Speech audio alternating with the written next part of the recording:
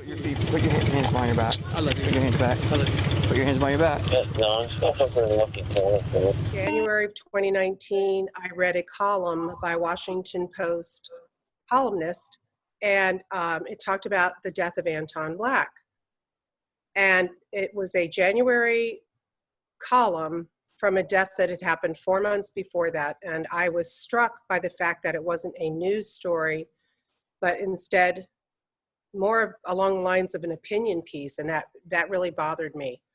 Anton Black was 19 years old when he died, and he never should have died from getting pulled over by the police. He never should have died just because he was walking along the side of the road and had some aggressive behavior towards somebody who turned out to be a family member, actually. And 30 minutes after he was pulled over by Officer Thomas Webster of the Greensboro Police Department, he was dead. So I said, I'm going to pursue this, I'm going to go after this, and I'm going to find out if the police did what they were supposed to be doing on that day, because the boy was now gone forever. You know, I don't even think Officer Webster took the time to look into whether or not Anton Black had a history, a criminal history, or any court cases at the time, because he actually had been in a psychiatric hospital the month before, and he had a diagnosed mental health illness. But we will never know if Officer Webster looked into that, and we'll never know the conversation that he had with Anton Black before his body camera was turned on, because it was not turned on at the beginning of the stop. It was turned on afterwards. So Greensboro, Maryland is a tiny rural town on the eastern shore of Maryland. There's about 2,100 people in its population. So Anton and his cousin were walking around, and at some point, Anton became aggressive towards him. And he was pulling him down the road. He was near the Chop Tank River. It was, the little boy said it scared him, the aggressiveness at the time. He put him into a headlock. He kind of just pulled him along down the road. They were headed back to his mother's house, it appeared, which was about a half a mile from there, from where he was first seen by this couple. A couple driving through the area saw him. They were a little concerned. They asked the little boy if he was okay, do you want us to call the police? And he said, yes, I want you to call the police. So then the boys are continuing to walk down the road, and Officer Thomas Webster, who happened to be an expelled police officer from Dover, Delaware, by the way. He was no longer allowed to practice as law enforcement officer in Dover, Delaware. He pulled them over. The boys came up to the car, talked to him for a little while, went to the other side of the police car, closest to the curb on Greensboro Road. And Officer Webster asked the little boy, you know, is this your brother? And Anton Black said, yes, this is my brother. And the little boy said, no, he's not my brother. And that's when Anton Black took a jog away. He just jogged off slowly. It wasn't a fast, I'm going to get away. It was a slow jog. 2 off-duty police officers became involved. An off-duty fire captain became involved. And another white man, they were all white, man on his motorcycle, all began to chase Anton Black. So the off-duty fire captain ran across the street from the Save-A-Lot grocery store to get involved. Another off-duty police officer just happened to be working in his front yard, and he lived, 30 feet away. The boys had walked by him initially, and the officer was not alarmed at all. So that guy chases him. Gary Manos, the Ridgely police chief, is on his way back into town from a dinner with his wife. He goes and chases him. So Anton Black is one 19-year-old kid. He's being chased by 4 white men. They get back to Anton's mother's house, because that's where Anton ended up running to, which was 0.2 of a mile from the original police stop. He knocked on his mother's front door, and the mother did not answer the door, but she was home. He went into his car and he hid. He locked himself in his car, which was parked in the front yard. He didn't try to go anywhere. There weren't even any car keys in his car. They were inside his mom's house. And then Chief Manos came and Officer Webster came. They tried to tase Anton. The tase didn't work. Anton got out of the passenger side of the car and he got into a physical struggle with Ridgely Police Chief Gary Manos. And that struggle continued all the way up this wooden walkway, like a handicap ramp, up to his mother's front door. And then that's when, this large struggle ensued. There's spots in the body camera video that are blacked out, and it seems that they're blacked out, I should say. Sometimes where you can't hear the volume of everything that happened. It is possible there may have been some kind of chokehold, or there may have been some sort of grabbing around the neck or something. Moments later, Anton was put down on the ground. He was handcuffed. He was shackled. During the time he was being handcuffed, Feed it to him. you could hear police officers saying to the police chief, roll over, chief, roll over, because the police chief was laying across the back of Anton's back. Anton was in a prone position. Roll over. Roll over, chief. Hold on, let me get him. Yep. He literally had, at that time, 3 or 4 grown men holding him down in some capacity, but Gary Manos was laying across his back. And Anton Black was 5'8", 160 pounds. Gary Manos was a much, much larger man. After he is handcuffed and shackled, he loses consciousness. And at this point, his mother is there and she's witnessing all of this. He died right in front of her eyes. And at some point they realized, he's not breathing, there's no pulse. And then they started CPR on him. He apparently had a pre-existing heart condition that the family knew nothing about. So you're talking about an athlete in high school who was able to play football and track, and the family never knowing a thing about this alleged pre-existing heart condition. Now, they included photographs. They say it showed damage to his heart.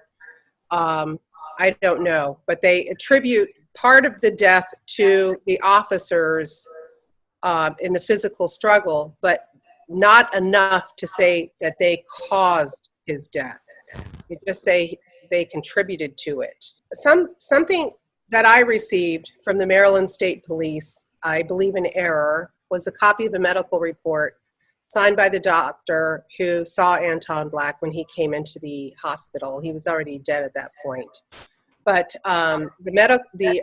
the physician attending to Anton Black wrote in his report that there was a report of a shortness of breath after Anton Black was handcuffed. The Maryland State Police said they never interviewed the emergency service personnel who transported Anton Black to the hospital, but the medical document shows that the EMS staff are the source of the information for the shortness of breath report. And there are a lot of those kind of intricacies in this investigation that would lead one to conclude, why wouldn't you interview people, everybody, when there was a complaint of shortness of breath? There's no indication that there was a complaint that Anton said that in the body camera video, but there were also allegations that the body camera video was altered. And you do hear several times police officers saying to the Ridgely police chief, roll over, chief, roll over. But you don't hear anything about the kid, Anton himself, saying he couldn't breathe. That's not in the video. And there was really not a thorough investigation as to who said that. I spoke to the doctor at Easton Memorial Hospital. He said, yes, it happened, but he couldn't remember who gave him the information. None of the EMS personnel were available to interview. I was not allowed to have a copy of the reports that they filled out, that they gave to the Maryland State Police investigators. I was not allowed to have a redacted copy of their reports. The Maryland State Police did not, in turn, interview them. They did not ask them any questions. They just received their written report. They said that they only interviewed people who gave care to Anton Black on the front porch, but there was one medical professional there, an EMS person, who was giving him CPR at one point for about 1 minute and 20 seconds, but he was not interviewed. But the other several law enforcement officers that did give him CPR were all interviewed. And it was actually several months before the family even knew how their son died, because they had not been given a reason by the medical examiner's office. That was just, in my opinion, a slowed down investigation. They should have been able to tell this family within 4 months how their son died. It's kind of hit or miss, or it's up to the law enforcement agency that you're dealing with, how much information they want to give you and how much information they don't want to give you.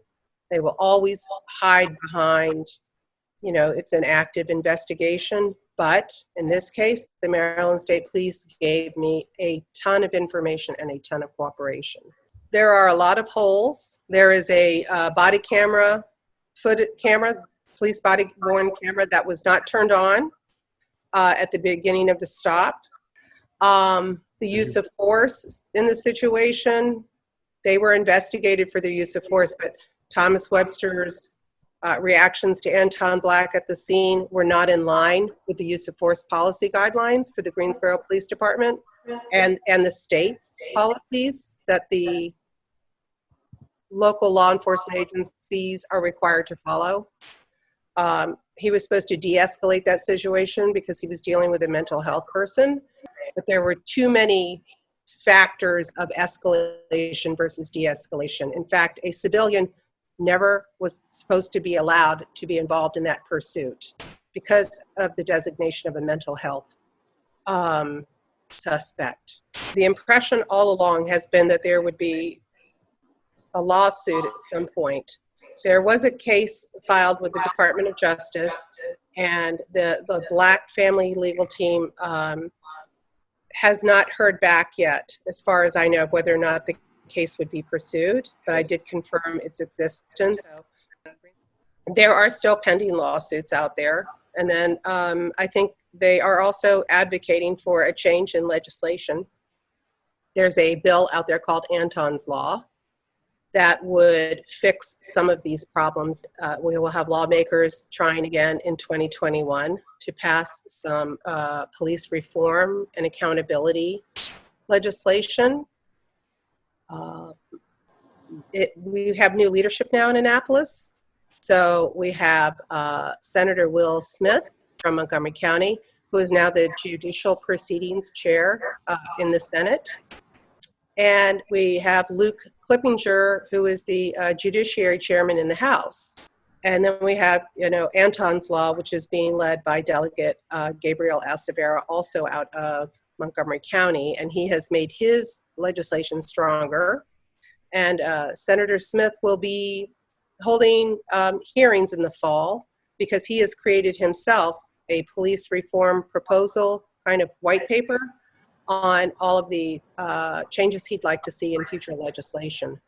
So I think it is a positive sign for people who would like to see change in state law, just to maybe add a little bit more transparency and accountability, but transparency to the families of victims, so they actually know investigations are occurring, instead of just being told, we did investigate this, and our ruling is there's no wrongdoing. I think it's courageous of Senator Smith to call for fall hearings, and there is a work group that's been started by Speaker Jones, police reform and accountability work group. I think it was a series of missteps from the very beginning. When you have a 12-year-old boy and a 19-year-old boy, and you are not even capable of confirming that they're family friends, that this child was out with him willingly all day. It was not a kidnapping, and it wasn't an abduction. After Anton Black was pronounced dead, the state's attorney at some point early on after that contacted the state police and said, I want you guys to investigate this. But between, I believe, that call and when the first interview occurred by the state police, I believe several hours were passed. And the law enforcement officers involved in the incident were escorted to the Greensboro Police Department, but it wasn't until about 2.5 or 3 hours later that they were actually interviewed by the state police. And the owner of the trailer park, who is Gary Wyatt, is going to be a witness, he said, if there is a lawsuit. He was never interviewed, but he was there the entire evening, and he saw the same, everything he said. He also said he saw a group of law enforcement agents and men standing at the top of his property after Anton Black was taken away, when it was dark, talking for an hour or an hour and a half at the top of the property by themselves.